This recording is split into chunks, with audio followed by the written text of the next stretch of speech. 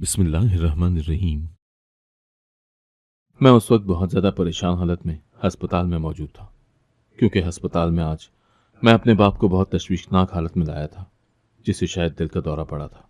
अभी कुछ भी वाज़ेह नहीं था, क्योंकि मेरे बाप को सीधा इमरजेंसी रूम में ले जाया गया था और उसके बाद से अभी तक कोई डॉक्टर बाहर नहीं आया था कि मुझे बता सके कि दर हकीकत में मेरे बाप को हुआ क्या है, जिसकी वजह से मैं मुख्तलिफ सोचों में गुम अल्लाह ताला से अपने बाप की सेहतियाबी के लिए दुआएं करता इमरजेंसी के बाहर टहल रहा था। इसके साथ मुझे घर में मौजूद अपनी छोटी बहनों का भी बार बार ख्याल आ रहा था, जो आज यकीनन घर में अकेली थी। तो मैं समझ नहीं पा रहा था कि मैं उनके पास रहूं या फिर यहाँ अपने बाप की देखभाल करूं। आखिरकार थक हार कर मैंने अपनी बहनों को फ़ोन करते उन्हें अब्बू की तबीयत बेहतर होने का बताते, साथ ही उन्हें यह भी कहा कि साथ वाली हमसाई से किसी को अपने पास रुकने के लिए बुला लो, क्योंकि आज मेरा घर वापस आना मुश्किल था। उस मौके पर मुझे अपनी माँ की शिद्दत से याद आई थी, जो कुछ साल पहले अचानक ही हार्ट अटैक आने पर वफात पा गई थी। अगर वो होती तो मेरी मुश्किलात और परेशानियों में काफ़ी कमी होती। माँ के चले जाने के बाद से मेरा और मेरी बहनों का लगाव अब्बू से बहुत बढ़ गया था। शायद दिल में कहीं ये डर बैठ गया था कि अब्बू भी हमें छोड़ न जाए। इसीलिए आज दिल बहुत सहमा सा था और कोई तसल्ली देने वाला भी नहीं था। मैं अपनी माँ की याद आते अफसरदा खड़ा था कि उसी वक्त मेरे अब्बू का इलाज करने वाले डॉक्टर बाहर आए, और जब ये बताया कि मेरे अब्बू की हालत अब खतरे से बाहर है, तो मैं बहुत ज़्यादा खुश हो गया।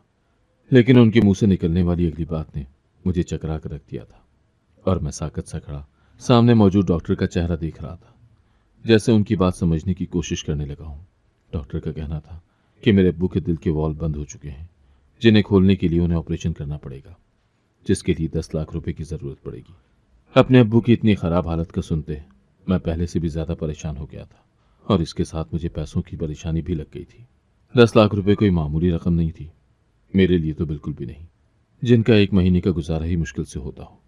अब्बू काफ़ी अरसे से छोटी छोटी बीमारियों में मुब्तला होने की वजह से घर पर ही रहते थे, और मैं घर का अकेला कमाने वाला था। इतना कमा लेता था कि घर का गुजर बसर आसानी से हो जाता, लेकिन उसमें से कुछ बचत करने का कभी एहसास ही नहीं हुआ, और न ही इतने पैसे होते थे कि आसानी से उनमें से कुछ बचा सकूं। मैंने अपने हर जानने वाले से रब्ता किया, लेकिन कुछ हासिल नहीं हुआ। इतनी परेशानी में मेरी भूख और प्यास मिट चुकी थी, कोई हल सुझाई नहीं दे रहा था। तब कुछ दिन गुजरे और कोई खातिर खा रकम मैं इकट्ठी नहीं कर सका, तो मैंने अपनी इकलौती मलकियत घर को बेचने का सोचा। मैंने अभी तक अब्बू को उनके ऑपरेशन और पैसों के बारे में नहीं बताया था। जानता था कि वो मुझे कभी भी खुद की बीमारी पर इतने पैसे के खर्च करने पर कतई राजी नहीं होंगे, और मुझे बहला फुसला कर अपने ऑपरेशन को संजीदगी से नहीं लेंगे। इसीलिए जो भी कर रहा था अब्बू से छुप छुपा कर रहा था। अब्बू उन दिनों अस्पताल में दाखिल थे, इसीलिए मुझे घर बेचने के लिए इतनी मुश्किल का सामना नहीं करना पड़ रहा था। लेकिन ये बात मैं अच्छे से जानता था कि घर वापसी पर जब उन्हें पता चलेगा तो वो बहुत ज़्यादा गुस्सा होंगे। जैसे तैसे करके घर बेचकर अब्बू के ऑपरेशन के लिए अस्पताल में पैसे जमा करवाए। लेकिन मैं नहीं जानता था कि अपनी आखिरी जमा पूंजी को खर्च करने के बावजूद अब्बू दोबारा वापस हमारे दरमियान कैसे और किस हालत में मौजूद होंगे। क्योंकि जैसे ही मैंने ऑपरेशन के पैसे जमा करवाए, तो अस्पताल वालों ने आगे से मुझे अब्बू का ऑपरेशन शुरू करने से पहले ही एक पर्चा ला थमाया, जिस पर मुझे साइन करने थे।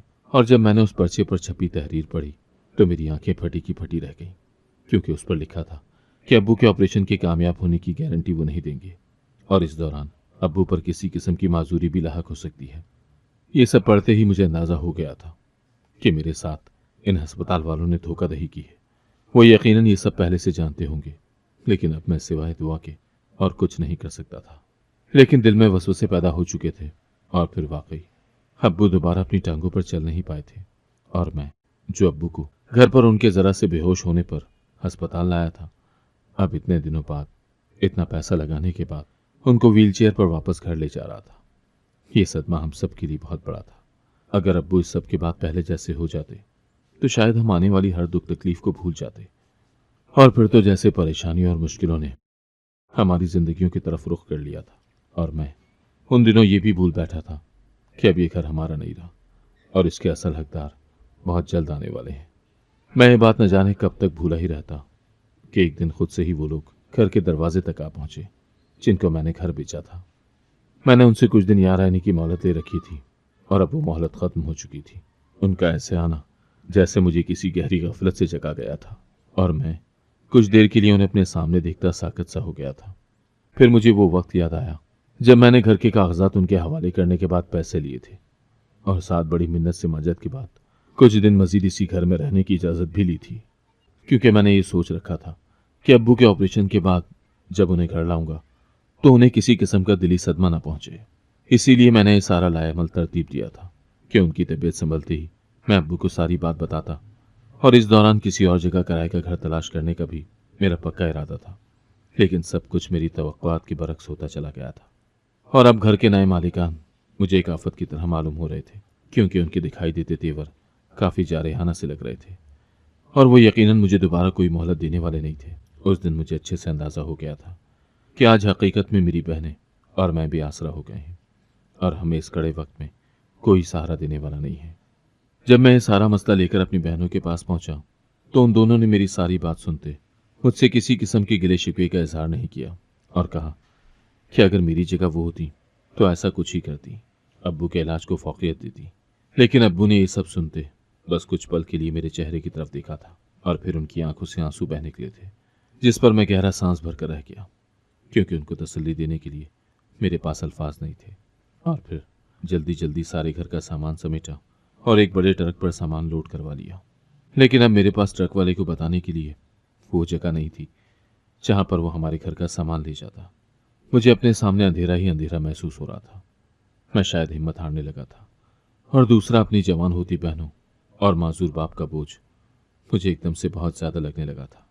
मैं शायद किसी गलत सोच और राह की तरफ चल निकलता कि अल्लाह को मुझ पर रहम आ गया, और वो ऐसे कि ट्रक ड्राइवर मुझे यूं परेशान हाल देखकर मेरी मजबूरी समझ गया। फिर उसने मेरे साथ मिलकर मुझे कम किराए वाला घर तलाश करने में हर मुमकिन कोशिश की थी। लेकिन चूंकि हमें कभी ऐसी नौबत ही नहीं आई थी तो मुझे हर छोटे से छोटे घर का किराया भी बहुत ज़्यादा लग रहा था। लेकिन मैं अब इस सोचो विचार में वक्त ज़ाया नहीं कर सकता था, क्योंकि मैं अपनी बहनों और बाप को हमसाए के घर छोड़कर आया था। इसीलिए अपनी तरफ से एक मुनासिब किराए वाला घर मुंतखब करते, मैं सारा सामान उस घर में रखवाते अपनी बहनों और बाप को लेने चला गया। और फिर अपने उस मोहल्ले से निकलते वक्त हम सब की आंखें अश्कबार थी, और शायद अब ये नमी मेरी आंखों का मुकद्दर रहने वाली थी, क्योंकि मुझे अपने मुस्तकबिल के हालात अच्छे नजर नहीं आ रहे थे। लेकिन इस सारे दिन में अपना साथ देने वाले ट्रक ड्राइवर का मैं बहुत शुक्रगुजार हुआ था, और दिल में थोड़ी तसल्ली भी हुई कि दुनिया भी अच्छे लोगों से बिल्कुल खाली नहीं हुई है। उस किराए के घर में रहते अब्बू बहुत खामोश से हो गए थे। शायद उन्हें अपनी इतनी मेहनत से बनाया घर भूल नहीं पा रहा था। मैं उन्हें ऐसा देखता तो खुद से शर्मिंदा होता, लेकिन फिर खुद को तसल्ली भी दे लेता कि मैंने ये सब अब्बू की जान बचाने के लिए ही किया था। अब्बू के डॉक्टर ने कहा था कि कुछ अरसा गुजरते अब्बू अपने पैरों पर दोबारा से चलने लगेंगे, लेकिन ऐसा होता नजर नहीं आ रहा था। और फिर दूसरी तरफ मैं जिस जगह काम करता था वो अब इस घर से बहुत दूर पड़ती थी। वहां आने जाने में काफ़ी वक्त लग जाता था, जिससे पेट्रोल का खर्चा बढ़ा तो महीने के बाद घर का किराया अदा करने के बाद इतनी रकम नहीं बची कि घर का राशन आ सके।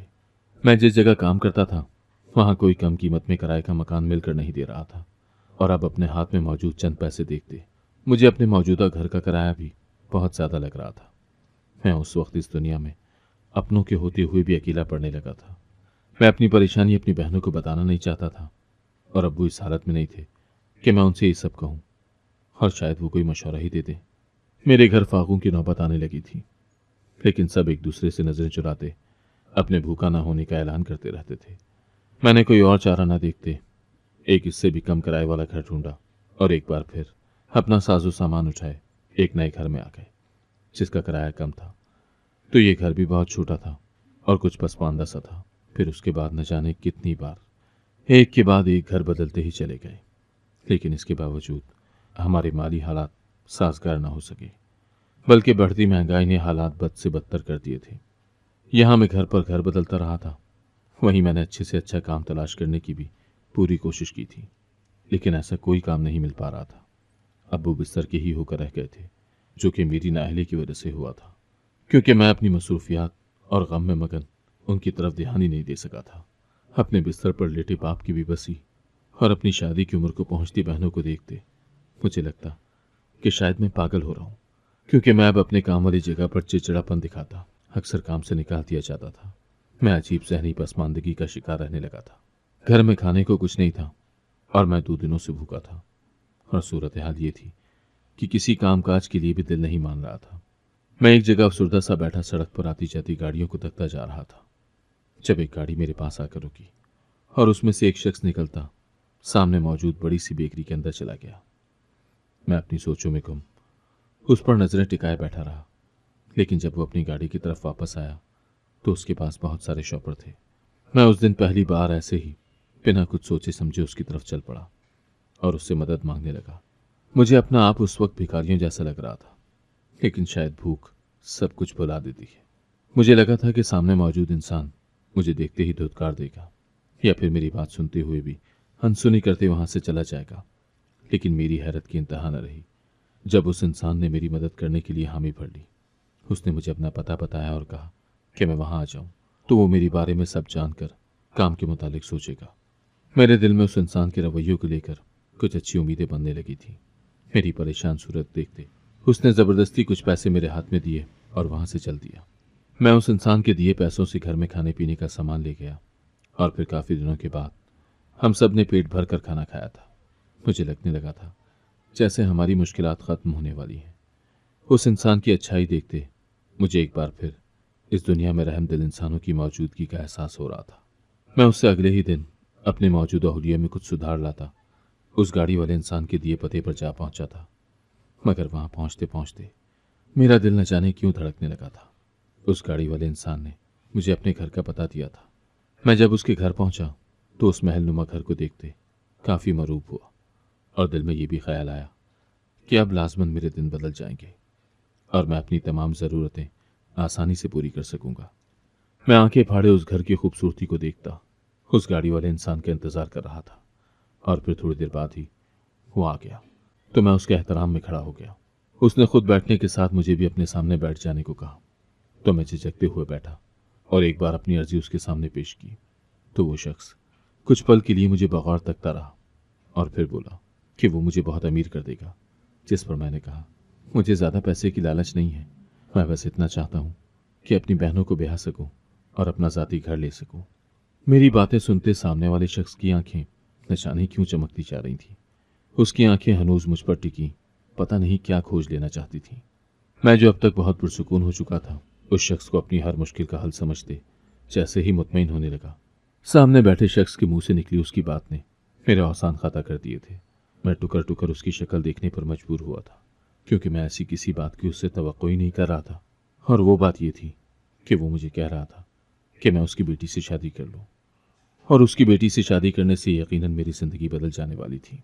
लेकिन शादी किसी भी तरह मेरे आगे के इरादों में शामिल ही नहीं थी। और फिर उस अमीर तरीन शख्स का मुझ जैसे गरीब से अपनी बेटी से शादी कर लेने का कहना मुझे अचंभे का शिकार कर गया था कि आखिर उसे अपनी बेटी के लिए मैं ही क्यों नजर आ रहा हूं। अलबत्ता थोड़ी देर बाद अपनी हैरानगी और सोचों से बाहर निकलते मैंने बड़ी हिम्मत से उसकी बेटी से शादी से इनकार कर दिया और उसी वक्त वहां से जाने के लिए उठा था। शायद मैं जानता था कि अब इस जगह से भी मुझे कुछ भी मौसूल नहीं होगा, लेकिन मैं अभी आगे एक कदम भी नहीं बढ़ा पाया था जब उस शख्स ने बड़े रूपदार अंदाज में मुझे रुकने के लिए कहा था। उस शख्स के लहजे की नरमी जाती लग रही थी। मैंने उस शख्स के चेहरे की तरफ देखा तो वो गुस्से से मेरी तरफ देख रहा था और उसके तेवर देखते ही मैं कुछ बोल नहीं पाया, जबकि वो इसी तरह मुझे घूरते हुए बोला कि मैं उसकी मर्जी के बगैर अब यहां से कहीं नहीं जा सकता। अगर मैंने उसकी बात ना मानी तो वो मुझे किसी भी झूठे केस में जेल भिजवाने की सलाहियत रखता है। उसकी इस बात ने मुझे एक बार फिर से दिमागी तौर पर कमजोर करना शुरू कर दिया था कि अगर वो वाकई में ऐसा कर देता तो मैं, जो पहले ही बड़ी मुश्किलों में घिरा था, इसके बाद और ज्यादा सलीलो ख्वार होकर रह जाने वाला था। इसीलिए मेरे सोचने और समझने को कुछ नहीं बचा था कि मुझे किसी भी हालत में उस शख्स की बात माननी ही पड़नी थी। उसके इस तरह मेरे साथ जबरदस्ती करने पर मुझे दाल में कुछ काला लग रहा था। दिल में ये बात भी आ रही थी कि क्या वो अपनी बेटी से प्यार नहीं करता जो मुझसे उसकी शादी करवाने पर बजिद है। उसके बाद मजबूरन मुझे शादी के लिए हामी भरनी ही थी, और जैसे ही मैंने हाँ की उस शख्स ने उसी वक्त निकाह के इंतजामात करवाना शुरू कर दिए थे। उसने तो अपनी बेटी को भी मुझसे मिलाना जरूरी नहीं समझा था। मैं तो मजबूर था। पता नहीं उसकी बेटी की क्या मजबूरी होगी अपने बाप की बात मानने में। तब मुझे लगा कि शायद वो उसकी सगी बेटी ना हो जो ये शख्स मेरे बारे में ज्यादा जाने बगैर इतना बड़ा फैसला कर गया है। मैं अपनी जिंदगी का इतना बड़ा फैसला खुद से कर चुका था, लेकिन उस वक्त अकेला नहीं रहना चाहता था। इसीलिए उस शख्स से इजाजत चाहिए कि मैं अपने बाप को अपने निकाह में लाना चाहता हूँ।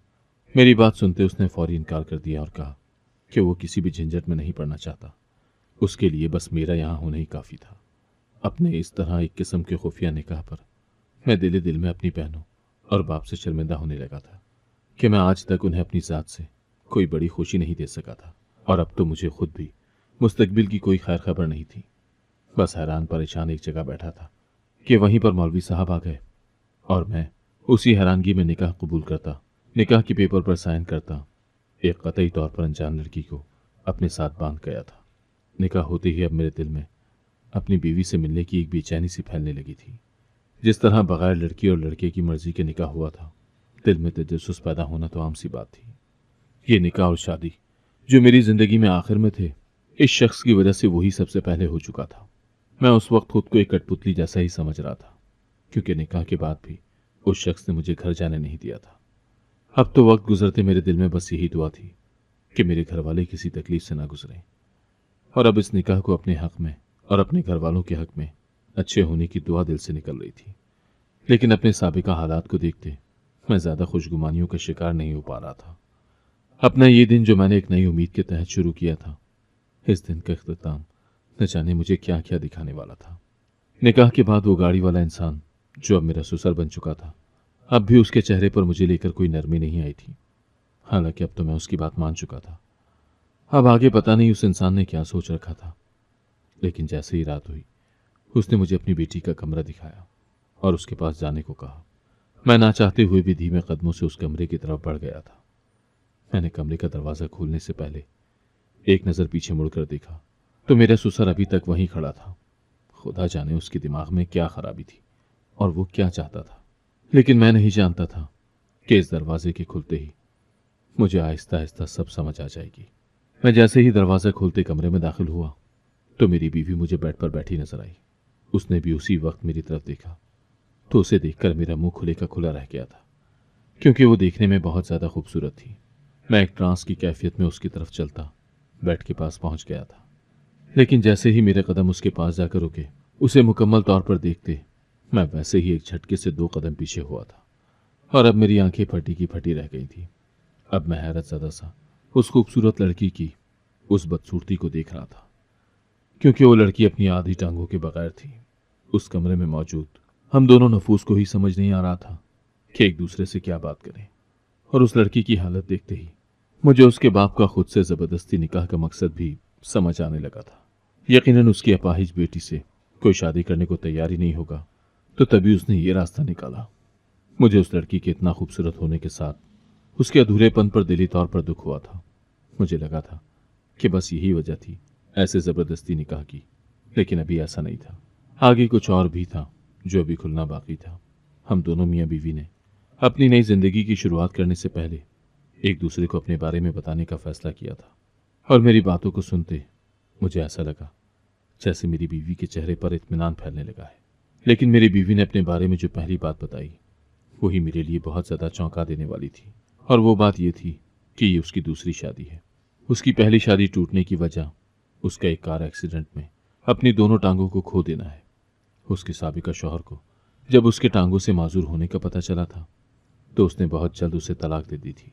उस रात के बाद मेरा दिल जो एक बार फिर से थोड़ा खुशगुमान हुआ और मैंने अपनी बीवी की माजूरी को भी दिल से कबूल कर लिया था, तो अगले दिन मेरे ससुर ने एक नया महाज खोल रखा था।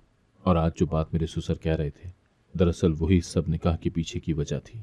मेरा ससुर मुझे अगले ही सुबह कहने लगा कि मैं उसकी बेटी को इसी वक्त तलाक दे दूं। इसके बदले वो मुझे काफ़ी सारा पैसा देगा। लेकिन मेरा दिल किसी तौर ना माना। मैंने पूछ लिया कि आखिर एक रात के निकाह के पीछे उसका क्या मकसद था। पहले तो मेरे ससुर ने टाल मटोल से काम लिया, लेकिन फिर बता ही दिया कि उसने ये निकाह हलाला के तौर पर करवाया है, क्योंकि उसकी बेटी का पहला शौहर दोबारा उससे शादी करना चाहता है। उसने ये सब कुछ अपनी बेटी की खुशी के लिए किया है, क्योंकि उसकी बेटी ने पहले अपनी पसंद की शादी की थी। उसकी बात पर मुझे थोड़ा दुख भी लगा और सोचा कि क्या उसकी बेटी भी इस सब में शामिल थी। मैंने उससे कहा कि अगर उसकी बेटी चाहेगी तो मैं उसे तलाक दे दूंगा, क्योंकि मुझे रात का उसका रवैया ऐसा सोचने नहीं दे रहा था। इसीलिए अपने दिल की तसल्ली के लिए मैंने अपने ससुर के सामने अपनी बीवी से इस बाबत सब पूछा, तो उसने कहा कि इस तरह के हलाले के बारे में वो बिल्कुल लाइल्म है। क्योंकि उसे तो यही लगा था कि उसका बाप उसका मुस्तकबिल संवारने के लिए निकाह करवा रहा है। लेकिन अगर उसे अपने बाप की प्लानिंग पहले से पता होती तो वो कभी भी ये निकाह नहीं करती, क्योंकि उसे अपने साबिका शौहर में कोई दिलचस्पी नहीं रही। जो उसके मुश्किल वक्त में उसका साथ नहीं दे सका, वो हमेशा मेरे साथ रहने के लिए रजामंद थी, जो मुश्किल वक्त में भी अपने घर वालों के लिए और ख़ास तौर पर अपने माजूर बाप को अपने साथ रखे हुए है। मेरी बीवी ने अपने बाप से कह दिया कि उसे मालो दौलत से ज़्यादा इज्जत और प्यार चाहिए। वो इन अमीरों की मतलबी दुनिया में नहीं रह सकती। उसके बाप ने उसे बताया कि उसका पहला शौहर अपने फैसले पर बहुत पछता रहा है, वो उससे एक बार मिल ले, और मजीद कहा कि वो भी एक दिन पछताएगी मेरे साथ जाकर। लेकिन मेरी बीवी नहीं मानी। उसी वक्त वहां पर मेरी बीवी का पहले वाला शौहर भी आ गया, जिसे देखते ही अंदाजा होता था कि वो भी काफी पैसों वाला है। वो शक्लो सूरत में भी काफी अच्छा था। उसने आगे बढ़ते मेरी बीवी से बात करना चाहिए, लेकिन वो उसे वहीं पीछे रुकने के लिए इशारा कर गई और कहा कि अब वो मेरे निकाह में है तो कोई भी बात उनके दरमियान करने को नहीं है, इसीलिए वो उनके दरमियान से चला जाए। और फिर मेरे साथ चली आई। उसका बाप उसे किसी तौर मना नहीं कर पाया था। मेरी बीवी का बाप उसके इस तरह जिद करने पर उससे थोड़ा गुस्सा हो गया था, लेकिन मेरी बीवी ने इस बारे में कोई परेशानी जाहिर नहीं की थी। और जब मैंने उसे इस बात का एहसास दिलाया तो वो मुस्कुरा कर बोली कि वो अपने बाप की इकलौती और लाडली बेटी है, तो इसीलिए वो ज़्यादा दिन उससे नाराज़ नहीं रह पाएंगे। मुझे भी लगा कि इतनी अमीर लड़की मेरे छोटे से किराए के घर में नहीं रह सकती, लेकिन उसने बहुत खुश उसलूबी से हमारे साथ रहना शुरू किया। मेरी बहनें और अब्बू भी बगैर मुझसे इस सारे मामले के पीछे की वजह पूछे मेरी खुशी में खुश हो गए। उसके बाद मैं जो अपने घर के माली हालात को लेकर बहुत ज़्यादा तंग था, उनमें सुधार आने लगा। मेरे ससुर ने जल्दी हमसे सुलह कर ली थी, जिसके बाद मेरे इनकार के बावजूद वो हमें अपने साथ रखने पर आमादा कर गए। और मैं जो उस गाड़ी वाले इंसान को अच्छा समझा था, वो वाकई मेरे लिए एक अच्छा इंसान साबित हुआ। बस वो थोड़ा अपनी बेटी की मोहब्बत में खुद गर्ज होते मेरे साथ ज़बरदस्ती करने पर मजबूर हुआ था। लेकिन अब अपनी बेटी की हकीकी खुशी का अंदाज़ा होते ही उसने मुझसे माफ़ी मांगते मुझे अपने बेटे के बराबर जगह दे दी थी। और मैं इतना सब कुछ हो जाने पर अल्लाह का शुक्र अदा करते नहीं थकता। मेरे जो ख्वाब अधूरे और नामुमकिन से मालूम होते थे, वो सब अब पूरे होते चले गए, और मेरी ज़िंदगी भी पुरसुकून माहौल में दाखिल होती मुझे ज़िंदगी की खूबसूरती से रोशनास कर गई थी। अगर आपको आज की कहानी पसंद आई है तो वीडियो को जरूर लाइक कीजिएगा और अपने दोस्तों के साथ भी शेयर कीजिएगा। और हाँ, अगर आपने अभी तक हमारा चैनल सब्सक्राइब नहीं किया तो जरूर सब्सक्राइब करें। मिलते हैं कल एक नई और दिलचस्प कहानी के साथ। अल्लाह हाफिज।